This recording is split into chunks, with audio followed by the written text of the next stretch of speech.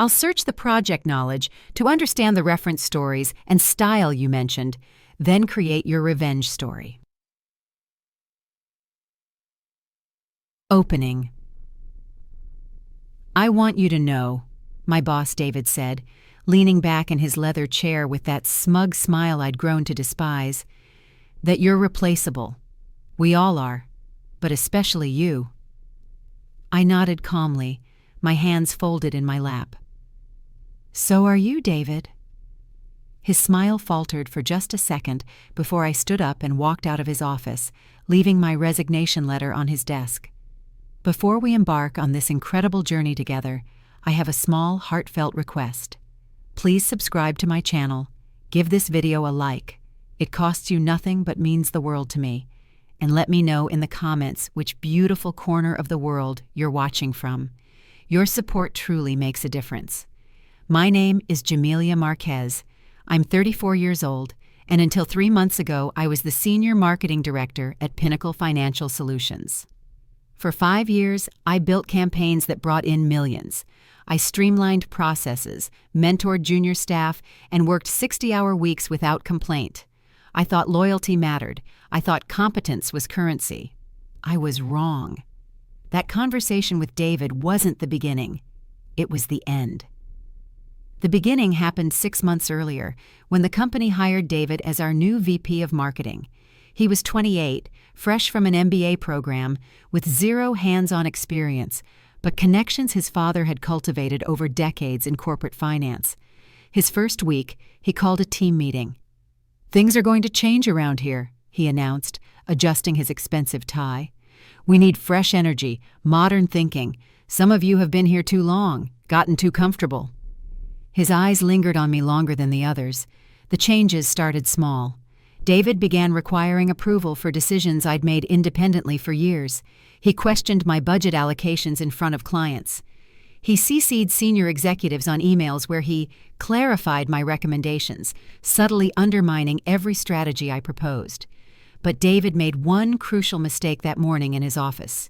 He assumed I was powerless. He had no idea what I'd been quietly documenting for months. The real David revealed himself 3 weeks into his tenure, and I should have seen it coming. It was a Tuesday morning when I arrived at 7:30 a.m., my usual time, to find David already in the conference room with Janet from HR and 2 people I didn't recognize. Through the glass walls, I watched them review documents spread across the table. When I walked past with my coffee, David looked up and waved me over. "Jamelia, perfect timing. We're conducting a 360-degree review of department efficiency." He gestured to the strangers. "This is Bradley and Sarah from Executive Consulting Group." The consultants smiled politely, but I knew what this meant. Companies brought in efficiency experts for one reason: to justify layoffs. My stomach dropped, but I kept my expression neutral. "We'd love to get your perspective," Sarah said, opening a leather portfolio. "How would you describe the current workflow challenges in your department?" It was a trap. Criticize the department, and I'd be painting targets on my colleagues. Defend everything, and I'd look out of touch. I chose a middle path, highlighting genuine bottlenecks while emphasizing our recent successes: the Hartwell Industries campaign that exceeded projections by 40%, the Morrison Group rebranding that earned industry recognition.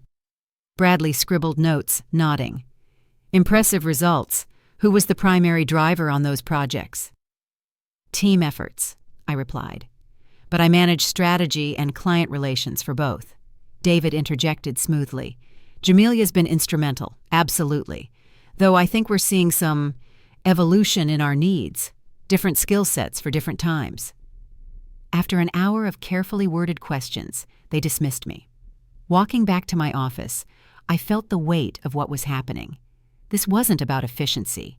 This was about clearing house. That afternoon, I started keeping a record. Every email, every meeting note, every decision that came down from David, I began documenting everything, not out of paranoia, but out of practical necessity. If they wanted to build a case against me, I'd build one right back. The first red flag came 2 days later. I'd submitted the quarterly marketing report, 47 pages of analysis and projections that had taken me 2 weeks to compile. David returned it with a post-it note. Too detailed. Simplify. 1-page summary only. 1 page. 5 years of departmental history reduced to bullet points. I rewrote it, stripped of context and nuance, and submitted the hollow shell. David approved it immediately and forwarded it to senior leadership with his own cover note. Streamlined reporting is part of our efficiency improvements. My detailed analysis never reached the executives. David had positioned himself as the innovator who fixed our overcomplicated processes, but he'd also created his first mistake. I'd kept copies of everything. The consulting period stretched on for 2 months. Bradley and Sarah became regular fixtures, interviewing staff, observing meetings, timing how long various tasks took. Morale plummeted. 3 junior employees submitted resumes elsewhere. Linda from graphic design started having panic attacks. David seemed energized by the chaos. He scheduled daily check-ins with the consultants, often talking loudly enough for the rest of us to hear fragments. Outdated approaches. Resistance to change. Difficult transitions. The writing was on the wall, but I continued documenting. Every condescending email, every meeting where David took credit for my ideas, every time he excluded me from decisions I should have been part of. My folder grew thicker each week. The breaking point came on a Friday in November. The Morrison Group presentation was my baby. 6 months of research, strategy development, and relationship building with a potential client worth $2.3 million annually. I'd worked directly with Morrison's CEO, Jennifer Walsh, to understand their rebranding needs. The creative concepts, market positioning, timeline, every detail had my fingerprints on it. The presentation was scheduled for 2 p.m. on Friday, November 15th, and I'd been preparing for weeks. Thursday night, I stayed until 9 p.m. fine-tuning the slides. The narrative was perfect. Their current brand lacked cohesion across markets. Our proposed strategy would unify their message while respecting regional differences. And our implementation timeline gave them a competitive advantage for their spring product launch. Friday morning, I arrived early to set up the conference room. By 1:30, everything was ready. Presentation loaded, handouts printed, coffee and pastries arranged on the side table. Jennifer Walsh would arrive in 30 minutes. At 1:45, David appeared in the doorway. "Jamelia, change of plans. I'll be taking this meeting." I looked up from my laptop, certain I'd misheard. "I'm sorry?" "The Morrison presentation. I'll handle it from here." He walked past me to the head of the table, adjusting his tie with practiced confidence. "David, I've been managing this relationship for 6 months. Jennifer requested our best strategic thinking," he interrupted. "And as VP, that's my responsibility. You can observe from the back. Take notes if you'd like." Observe. Take notes. Like I was an intern shadowing a meeting about work I'd created. My hands clenched under the table, but I kept my voice level. This is my client relationship, my strategy, my presentation. David's smile was patronizing, the same one he'd used during my performance review. "Jamelia, you're thinking too small. This isn't about ownership. It's about what's best for the company. Jennifer needs to see senior leadership engagement." The conference room door opened, and Jennifer Walsh walked in with 2 members of her team. She scanned the room, her eyes settling on me with a warm smile. "Jamelia, I've been looking forward to this." She approached with an outstretched hand. "How are you feeling about the proposal?" Before I could answer, David stepped forward, inserting himself between us. "Jennifer, so good to see you again. David Stevens, VP of Marketing. We spoke briefly at the networking event last month." Jennifer's handshake was polite, but confused. She looked past David to me. "Will Jamelia be presenting today? She's been our main point of contact." "Absolutely," David said smoothly. "Jamelia's done excellent groundwork. I'll be walking you through the strategic vision, with Jamelia supporting on the tactical details." I watched Jennifer's expression shift, professional disappointment masked by corporate politeness. She'd specifically told me she preferred working with senior women in leadership roles. Now David had positioned himself as the decision-maker and me as support staff. The presentation began, and I sat in a chair against the wall, watching David deliver my words with casual authority. He stumbled slightly on the market research data, couldn't answer Jennifer's detailed questions about demographic targeting, and completely missed the subtle reference she made to a competitor analysis I'd prepared. Each time he faltered, he'd gesture toward me. "Jamelia has those specifics. Jamelia, want to jump in here?" So I became his backup, filling in gaps while he took credit for the framework. Jennifer's team took notes, but I could see their enthusiasm dimming. The presentation lacked the personal connection I'd built with Jennifer, the deep understanding of their brand challenges that had taken months to develop. After they left, David clapped me on the shoulder. "Great support work, Jamelia. I think that went really well." I didn't trust myself to speak. I gathered my materials and returned to my office, closing the door behind me. On my computer, I opened the document folder I'd been maintaining and added a new entry. November 15th, 2:00 p.m.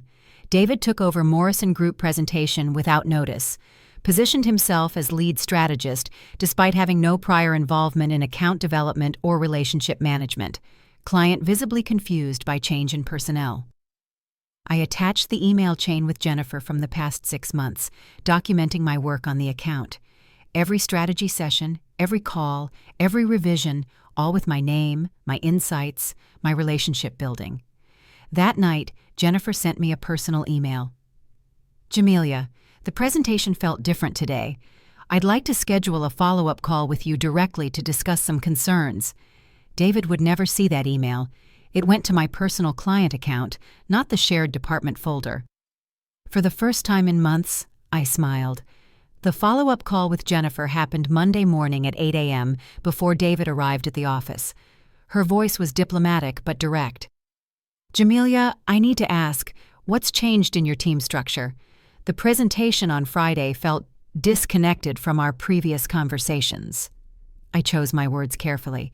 "We've had some internal reorganization. I'm still your primary contact for day-to-day account management." "Good," she said with noticeable relief. "Because honestly, I'm not sure David understood our brand challenges. The generic positioning he suggested wouldn't work for our market. I need someone who gets our nuances." After the call, I updated my notes. Jennifer's feedback was a golden bullet in my growing arsenal. A client explicitly questioning David's competence, preferring to work with me directly. By 9 a.m., David was at my desk. "How'd the Morrison follow-up go?" "They're moving forward," I said truthfully. "Jennifer wants to maintain our regular communication schedule." His face brightened. "Excellent. I knew that presentation would seal the deal." I didn't correct him. Let him think his performance had impressed them. The truth would reveal itself soon enough. The next few weeks followed a predictable pattern. David continued inserting himself into my projects, taking credit for successes while distancing himself from anything that required actual work. The Hartwell Industries contract renewal needed detailed analysis of their quarterly performance metrics. Suddenly, that was my responsibility alone. The Morrison implementation required creative oversight. David was too busy with strategic initiatives to be involved. But I was building something more valuable than resentment. I was building a case. Every email where David took credit for my work, I forwarded to a personal folder. Every meeting where he excluded me from decisions, I documented with timestamps and attendees. Every client conversation where he demonstrated incompetence, I recorded in detailed notes. The breakthrough came on December 3rd, during our monthly department meeting. Sarah from the consulting group was present, clipboard ready, observing our team dynamics. David stood at the whiteboard, outlining Q1 priorities with his usual confident ignorance. "The Morrison account will be our flagship showcase," he announced. "I've developed a comprehensive strategy that positions us for expansion into their subsidiary markets." I raised my hand. "David, Jennifer specifically said they're not considering subsidiary expansion until Q3 at earliest. That's been consistent in all our conversations." He paused, marker hovering over the whiteboard. "I think you misunderstood her intent, Jamelia. Leadership perspective is different from tactical communication." Sarah scribbled something on her clipboard. Around the table, my colleagues exchanged glances. Everyone knew I managed the Morrison relationship. David's dismissal was transparent enough to be embarrassing. After the meeting, Tom from digital marketing approached me. "That was weird, right? You've been handling Morrison since day one." I nodded but didn't elaborate. The less I said, the more obvious David's behavior became to others. That afternoon, I received a text from Jennifer. "Quick question. Can you send me David's direct contact? I have some concerns I'd like to discuss with him privately." My fingers hovered over the keyboard. David had been so eager to position himself as the account lead. Now, Jennifer wanted to speak with him directly about concerns. I forwarded David's information immediately. The call happened the next morning while I was in a budget meeting. Through the glass walls of David's office, I watched his body language shift from confident to defensive to outright panicked over the course of 20 minutes. When I returned to my desk, David was waiting. His usual cockiness had evaporated. Jennifer called with some feedback about the strategic direction. She seems to think there was some miscommunication about timeline expectations. I looked up from my computer with practiced concern. "Oh no, what kind of miscommunication?" She said the subsidiary expansion timeline I proposed doesn't align with her company's capacity. Apparently, they're not ready for that kind of growth initiative. I nodded thoughtfully. That makes sense. Jennifer mentioned in our October meetings that they needed to stabilize their current markets before considering expansion. Did you want me to send you those conversation notes? David's face went pale. Conversation notes? Client meeting summaries. I've been maintaining them since we started working with Morrison. Standard account management practice. He stared at me like I'd spoken in code. It was becoming clear that David had no idea what actual client relationship management looked like. He'd been winging it, assuming charisma could replace competence. Maybe you should take the lead on damage control with Jennifer, he said quietly. Of course, I replied. Whatever's best for the client. That evening, I updated my documentation folder with a new section. Client relationship failures. David's incompetence was no longer just annoying, it was quantifiable, documented, and witnessed by people outside our department. The foundation was set. Now I just needed to wait for the right moment to use it. The right moment arrived 3 weeks later in the form of the annual performance reviews. David scheduled mine for Friday, December 20th at 4 p.m., the last slot of the year, when most people were already mentally checked out for the holidays. His assistant, Kelly, apologized when she called to confirm the time. He wanted it earlier in the week, but his schedule's been packed with executive meetings, she said. I could hear the stress in her voice. David had been increasingly demanding with support staff, another behavioral pattern I'd quietly documented. I spent Thursday evening preparing for the review, but not in the way David expected. While he probably anticipated I'd compile a list of accomplishments to defend myself, I was organizing something far more strategic. My performance file now contained 127 pages of documentation.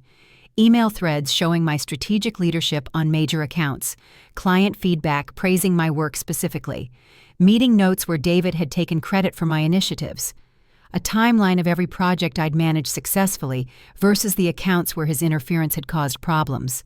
But the crown jewel was Jennifer Walsh's written testimonial, sent to me directly after I'd helped resolve the subsidiary expansion confusion. She'd been so impressed with my damage control that she'd written a formal commendation letter, specifically requesting that it be included in my performance file. Jamelia has demonstrated exceptional strategic thinking and client relationship management throughout our engagement, her letter read. Her ability to understand complex market dynamics and translate them into actionable recommendations is exactly what we need in a long-term partner. We specifically request that she remain our primary point of contact for all future initiatives. Jennifer had no idea she'd just handed me a loaded weapon.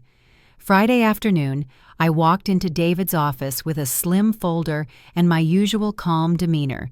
David sat behind his desk with my official performance review document already completed. His expression was professional but cold. Jamelia, let's dive right in. Overall, this has been a challenging year for you. I settled into the chair across from him, folder in my lap. I'd love to hear your thoughts. Your work quality remains solid, he began, reading from his notes. but there are concerns about your adaptability to changing leadership styles and your ability to function as part of a collaborative team." I nodded, making a mental note. He was building a case for poor cultural fit, the corporate euphemism for, "We want to fire you but need documentation." "Specifically," David continued, "I've noticed resistance when asked to support leadership initiatives, difficulty with constructive feedback, and some challenges with client-facing responsibilities." That last line made my pulse quicken. Client-facing responsibilities? I was the most successful client manager in the department. "Can you give me an example of the client-facing challenges?" I asked quietly. David flipped a page, suddenly avoiding eye contact. "Well, the Morrison account transition highlighted some communication gaps. Jennifer expressed concerns about strategic alignment." I opened my folder and removed Jennifer's letter, placing it on his desk. "You mean this feedback from Jennifer?" David glanced at the letter, then back at me. His confident rhythm faltered. "She sent this directly to me last week," I continued, "specifically requesting that I remain her primary contact and commending my strategic thinking. I think there might be some confusion about who was responsible for the communication gaps." I pulled out the second document, a timeline of the Morrison account, from initial contact through the subsidiary expansion incident. Every interaction was documented with dates, attendees, and outcomes. This shows the complete Morrison relationship history. Would you like to review which conversations led to successful outcomes versus which ones created client concerns? David's face was shifting colors.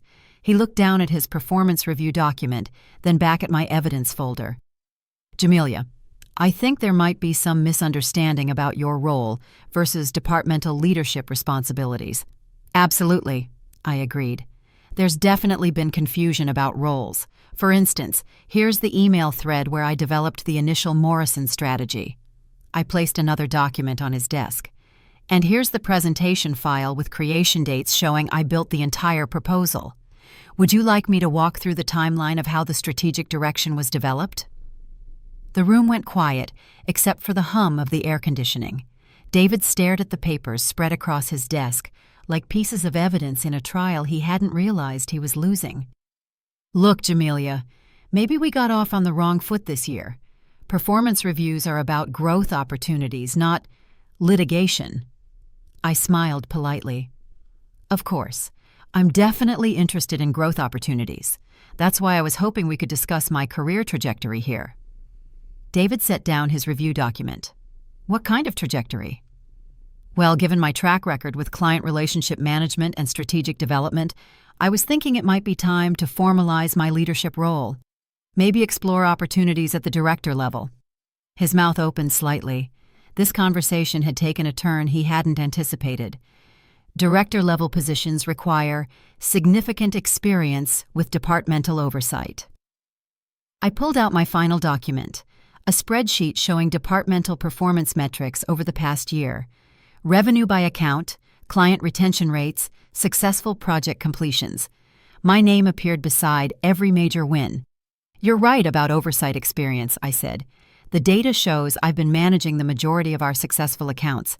I think formalizing that role makes sense." David was now visibly sweating.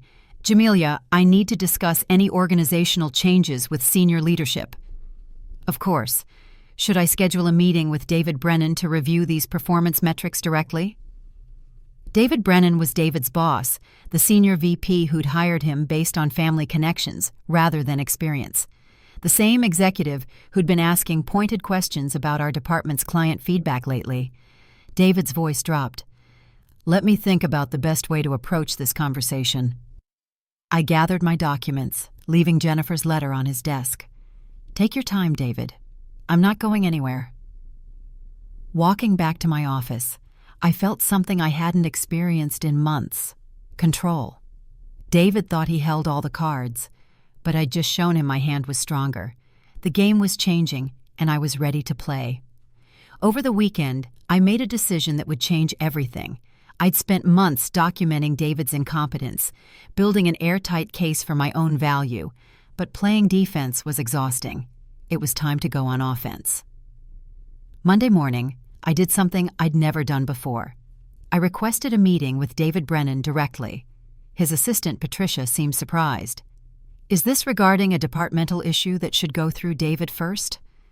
It's regarding strategic opportunities for client relationship expansion, I said truthfully. I have some insights that might interest David's annual planning process. The meeting was scheduled for Wednesday at 10 a.m.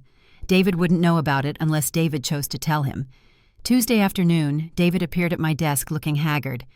Jamelia, about Friday's conversation. I've been thinking about your feedback. I looked up from my computer with polite attention. Oh? Maybe we should schedule a follow-up discussion about your role evolution. Get clear on expectations moving forward. That sounds productive, I agreed. When were you thinking? How about Thursday morning? We could grab coffee, make it more informal. I nodded, but internally I was calculating. David was nervous. His weekend had probably been spent realizing how exposed he was if David Brennan saw my documentation. Thursday works. Should I bring anything specific to the conversation? David's eyes flickered. Just come with an open mind about collaboration. Wednesday morning arrived crisp and clear. I dressed carefully, my best suit, the one that made me feel both professional and powerful. In my briefcase, I carried a different kind of documentation than what I'd shown David. This folder contained solutions, not problems. David Brennan's office occupied a corner of the executive floor with floor-to-ceiling windows overlooking the city. He was younger than I'd expected for a senior VP, maybe 45, with graying temples and an expensive watch. When I knocked, he waved me in with a warm smile. Jamelia, good to see you. Patricia said you had some strategic insights to share. I settled into the chair across from his desk. David, I wanted to discuss some opportunities I'm seeing with our current client base, particularly around relationship deepening and account expansion. For the next 20 minutes, I walked him through my analysis. Not complaints about David, not documentation of failures, but forward-looking strategies based on actual client conversations and market research. Morrison Group has indicated interest in expanding our engagement to include their subsidiary divisions, I explained. Jennifer Walsh specifically mentioned they're impressed with our account management approach. There's potential for a 40% increase in annual contract value. David leaned forward. What would that expansion require from our end? Primarily, consistent senior-level relationship management and specialized strategy development. I've been managing Jennifer's account personally, and she's built confidence in our capabilities.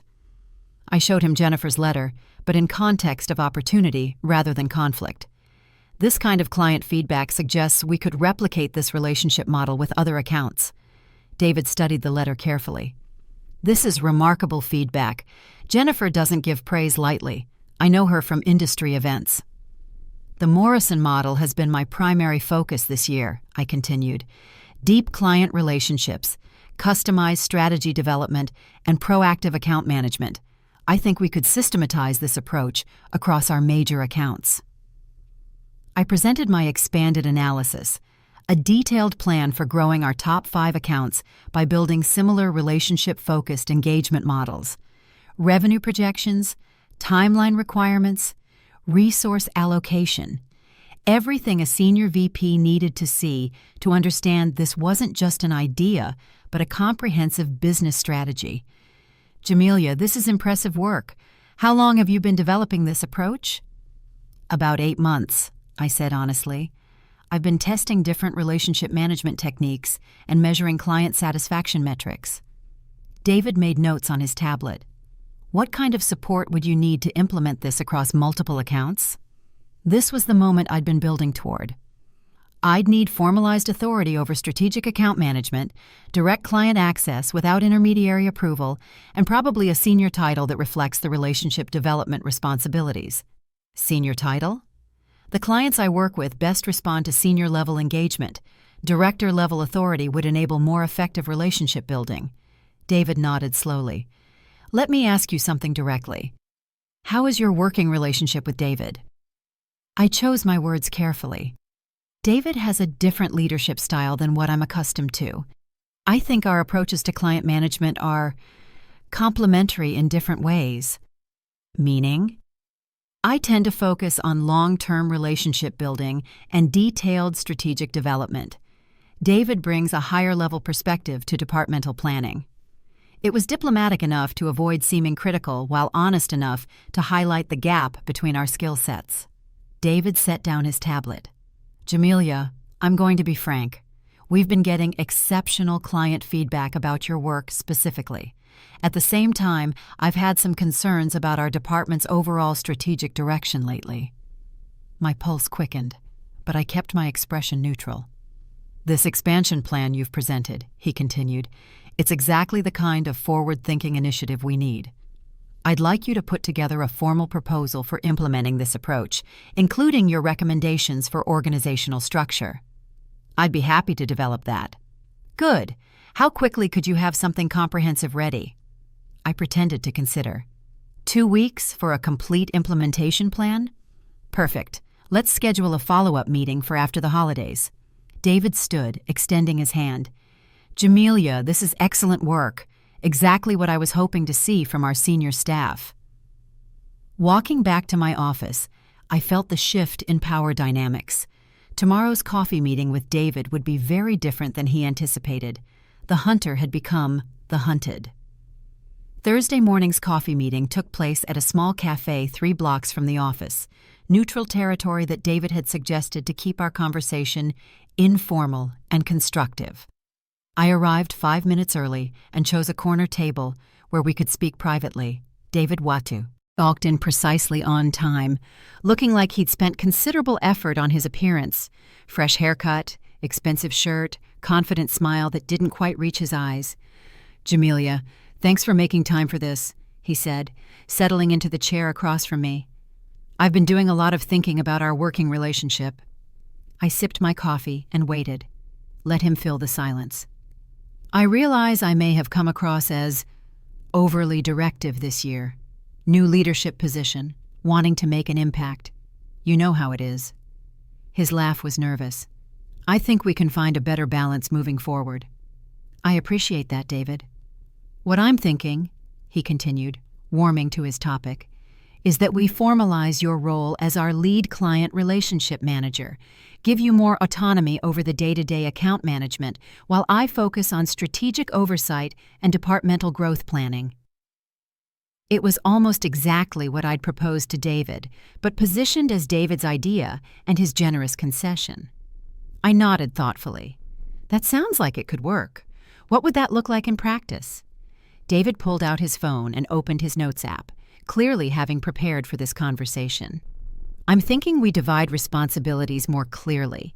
You handle direct client communication, project management, relationship maintenance.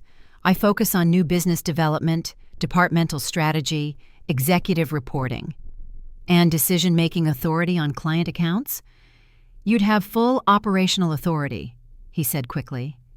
Any strategic decisions that impact budget or overall direction would come through me, but day-to-day management would be yours. I pretended to consider this. David, I think this could work, but I have some concerns about client expectations. His smile faltered slightly. What kind of concerns? Well, take Jennifer Walsh at Morrison. She's built a relationship with me specifically, and she expects to work with someone who has senior-level authority. If I'm positioned as an account manager, reporting to you for strategic decisions, it might undermine her confidence in our partnership. David shifted in his seat. I'm sure Jennifer would understand the internal structure. Actually, she's been very explicit about wanting to work with senior decision-makers. It's been one of her primary requirements. I pulled out my phone and scrolled to a recent email from Jennifer. She mentioned it again yesterday when discussing the subsidiary expansion opportunity. Subsidiary expansion? I looked up with surprise. The Morrison subsidiary opportunity? Jennifer's been exploring extending our engagement to cover their 3 regional divisions, potentially triple the contract value. David's face went pale. She mentioned that to you? We discussed it in detail yesterday. She wanted to understand our capacity for managing larger, more complex engagements. I paused, watching his expression. I thought you'd want to be involved in those conversations, but you've been focused on the bigger picture strategic initiatives. Yes, absolutely. Can you loop me in on those discussions going forward? Of course. Although Jennifer specifically requested that I take the lead on the expansion planning, she feels comfortable with my understanding of their business model. I could practically see the calculations running through David's head. A triple-value Morrison contract would be the biggest win of the year, possibly his career, but the client wanted to work with me directly. Jamelia, maybe we should reconsider the authority structure. If Jennifer needs to see senior-level engagement from you. I've been thinking about that too, I said carefully. What if we positioned me as Director of Strategic Account Management? That would give clients the senior-level confidence they're looking for, while you maintain overall departmental oversight as VP. David's coffee sat untouched, growing cold. Director level that's a significant organizational change. It's really just formalizing what's already happening operationally. The clients already see me as their strategic lead. This would just align the title with the responsibility. I'd need to discuss any title changes with David. Actually, I said, reaching into my briefcase, I mentioned the expansion opportunity to David yesterday. He was interested in understanding our capacity for managing larger strategic accounts. David's face shifted through several expressions before settling on forced calm. You spoke with David about Morrison? About the business opportunity, yes. He asked me to put together a formal expansion proposal. I handed him a printed email from David's assistant. We're meeting next week to review the implementation plan. David stared at the email like it was written in a foreign language. Implementation plan? For systematizing our relationship-focused account management approach across our major clients. David thinks there's potential for significant revenue growth if we can replicate the Morrison model. The silence stretched between us. David was realizing that while he'd been positioning himself as my supervisor, I'd been building a direct relationship with his boss around strategic initiatives he knew nothing about. Jamelia, he said finally, I think I've been approaching this wrong. You clearly have a strong vision for client relationship development, and I don't want to stand in the way of that. I nodded graciously. I appreciate your support, David. What if we presented this director role to David as a joint recommendation? I could position it as recognizing your strategic value to the department. I smiled. That's very generous of you. But internally, I was thinking about something else entirely. David had just offered to advocate for my promotion to save face with David. He thought he was managing me, but I'd maneuvered him into supporting exactly what I wanted. There's just one thing, I said quietly. I need to know that if I take on this expanded role, I'll have your genuine support, not just publicly but in our day-to-day working relationship. David nodded eagerly. Absolutely. Complete support. Because if there are going to be issues with authority or decision-making, it's better to address them now rather than create problems with major clients later. No issues, he said quickly. Your expertise, your relationships, I respect that. I finished my coffee and gathered my things. In that case, I think this could work very well. Walking back to the office, David chatted nervously about implementation timelines and organizational announcements. But I was thinking about tomorrow morning's conversation with David Brennan, where I'd present my expansion proposal, and David would unknowingly endorse his own irrelevance. The foundation was complete. Now it was time to build something new on top of it. The formal announcement came on January 8th, 3 weeks after I'd submitted my strategic expansion proposal to David Brennan. Jamelia Marquez has been promoted to Director of Strategic Account Management, effective immediately, read the company-wide email. In this role, Jamelia will lead relationship development and growth initiatives for our major client portfolios, reporting directly to Senior VP David Brennan. The key phrase was, reporting directly to David Brennan. David was notably absent from the organizational chart. My new office was 2 floors up, with a view of the river and space for client meetings. On my first day, I found a bottle of champagne and a note from Jennifer Walsh. Congratulations on the promotion. Looking forward to working with you in your new capacity. The subsidiary expansion is approved on our end. David handled the transition with as much grace as someone could muster when they'd been professionally outmaneuvered. He sent a congratulatory email and even stopped by to shake my hand, though his smile looked painted on. "You played this perfectly," he said quietly, glancing around my new office. "I have to respect that." I didn't gloat. "David, you taught me something important about positioning and strategic thinking. I appreciate the learning experience." It wasn't entirely untrue. Watching his mistakes had clarified my own understanding of effective leadership. 3 months later, David accepted a position at a smaller firm across town. His resignation letter cited exciting new challenges and growth opportunities. But the industry is small. Word travels. His reputation for taking credit and poor client management had preceded him. I didn't celebrate his departure, but I didn't mourn it either. The Morrison Group subsidiary expansion launched in March, generating an additional $1.4 million in annual revenue. Jennifer Walsh nominated our campaign for an Industry Excellence Award, specifically highlighting exceptional strategic account management and client relationship development. But the real satisfaction came from something smaller and more personal. In my new role, I implemented the mentorship program I'd always wanted, pairing senior staff with junior employees for real professional development, not just administrative tasks. 3 of our younger team members received promotions within their first year, based on skills and contribution rather than connections. That's the difference between revenge and justice. Revenge is about tearing others down.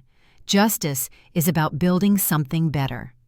During my final conversation with David Brennan about the promotion, he'd asked me directly, "Jamelia, was this about David's management style, or was this about your career growth?" I'd considered the question carefully before answering. "David, it was about proving that competence and client relationships matter more than positioning and politics. If David had been genuinely good at his job, I would have found a way to work with him. But when someone's incompetence threatens client relationships and team morale, standing aside isn't loyalty. It's negligence." He'd nodded approvingly. "That's exactly the kind of leadership thinking we need more of." Now, 6 months later, I understand what I learned from that year with David. Sometimes the most powerful response to someone who underestimates you isn't anger or confrontation. It's simply being undeniably excellent at what you do, while quietly documenting everything that matters. David was wrong about one thing that day in his office. I wasn't replaceable. I was irreplaceable, and I had the evidence to prove it. Before I close, I want to thank you for joining me on this journey. If this story resonated with you, please hit that subscribe button and let me know in the comments how you've handled workplace challenges in your own career. Your support means everything to me, and I love hearing from this amazing community. Remember, you're never powerless when you know your worth and can document your value. Sometimes the best revenge is simply being too good at your job for anyone to ignore. Jamelia Marquez.